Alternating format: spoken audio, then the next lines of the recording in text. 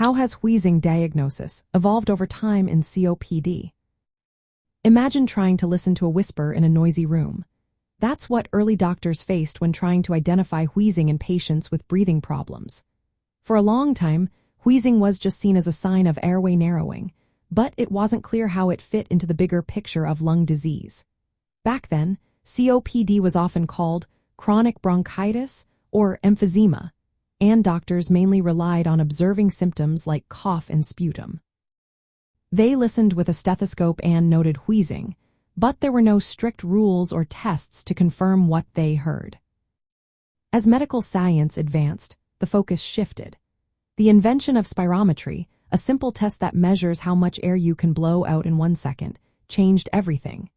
It gave doctors a clear, number-based way to see how well the lungs were working. Wheezing remained an important sign, but now it was combined with these measurements to better understand airflow obstruction. Doctors could see if wheezing was linked to more severe lung problems or frequent flare-ups.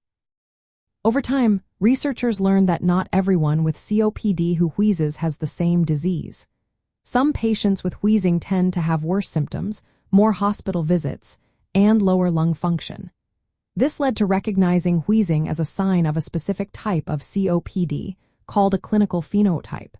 It became more than just a sound. It was a clue to how serious the disease was and how to treat it. Today, diagnosing wheezing in COPD involves listening carefully during physical exams, using advanced tools like spirometry, and sometimes other tests like imaging. Doctors look for patterns and try to see if wheezing is a consistent feature. They also consider whether the patient's wheezing is linked to other symptoms, such as shortness of breath or cough. This helps them decide if the patient needs more aggressive treatment or closer monitoring. In recent years, the understanding of wheezing has become more precise.